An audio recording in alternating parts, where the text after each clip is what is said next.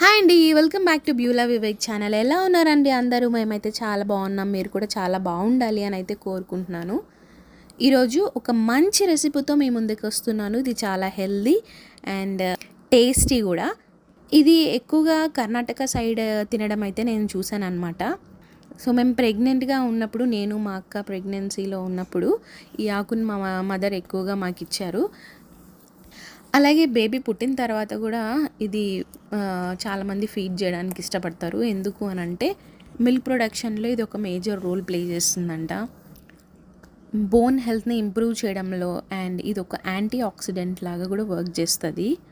ఈ ఆకులో ఉన్న ఎన్నో వైటమిన్స్ అండ్ మినరల్స్ క్యాన్సర్స్ని తగ్గించడానికి యూజ్ అవుతాయంట. కిడ్నీ డిసీజెస్ని కూడా తగ్గించడానికి ఈ ఆకు చాలా యూజ్ అవుతుంది. సో ఇక్కడ నేను తాలింపు పెట్టడానికి 3 table spoons of masoor dal అయితే నానబెడుతున్నాను. ఒక మీడియం సైజ్డ్ ఆనియన్ అండ్ ఇక్కడ నేను ఒక కట్ట తీసుకున్నాను అనమాట ఈ ఆకుది. సో దీన్ని నేను మీడియం సైజులో కట్ చేసుకుంటున్నాను. మరీ సన్నగా తరగకూడదు, ఎందుకంటే చాలా టెండర్గా ఉంటాయి అన్నమాట లీవ్స్, తొందరగా మగ్గిపోతాయి. సో పెద్దగానే మీడియం సైజులో అయితే నేను కట్ చేస్తున్నాను అనమాట. ఇక్కడ ప్యాన్ పెట్టుకొని ఆయిల్ తగినంత వేసి జీలకర్ర ఆవాలు ఇచ్చి తాలింపు వేయాలి. అండ్ మనం చాప్ చేసి పెట్టుకున్న ఆనియన్ని కూడా వేసేసి కాసేపు సాట్ చేయాలన్నమాట. ఇవి లైట్ బ్రౌన్ కలర్కి వస్తున్నప్పుడు మనం నానబెట్టి ఉంచుకున్న ఈ మసూర్ దాల్ని అయితే వేసేయాలి. ఇప్పుడు కొంచెం పసుపు అండ్ ఉప్పు వేసి కాసేపు వేపిన తర్వాత హాఫ్ టీ గ్లాస్ వాటర్ అయితే ఇందులో వేయాలి.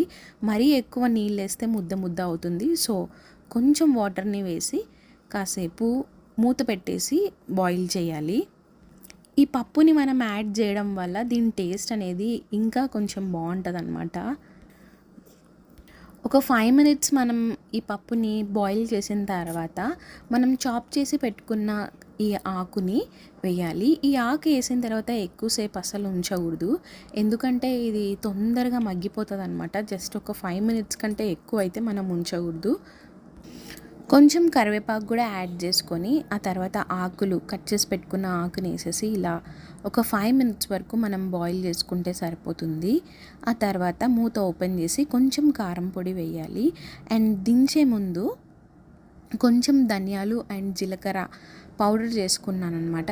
ఆ పౌడర్ని ఒక హాఫ్ టేబుల్ స్పూన్ అయితే వేస్తున్నాను to give more taste to the recipe. నేను ఇంకొంచెం టేస్ట్ యాడ్ చేయడానికి ఈ ధనియాలు అండ్ జీలకర్ర పొడి అయితే వేస్తున్నాను అనమాట.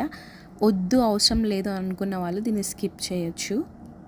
సో ఈ హెల్దీ రెసిపీని మీరు కూడా ట్రై చేయండి.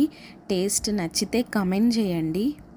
నా ఛానల్ని కనుక మీరు ఫస్ట్ టైం చూస్తూ ఉంటే డెఫినెట్గా లైక్ చేయండి, సబ్స్క్రైబ్ చేయండి అండ్ కమెంట్ చేయడం మర్చిపోవద్దు. See you in the next video. Until then, take care. Bye bye.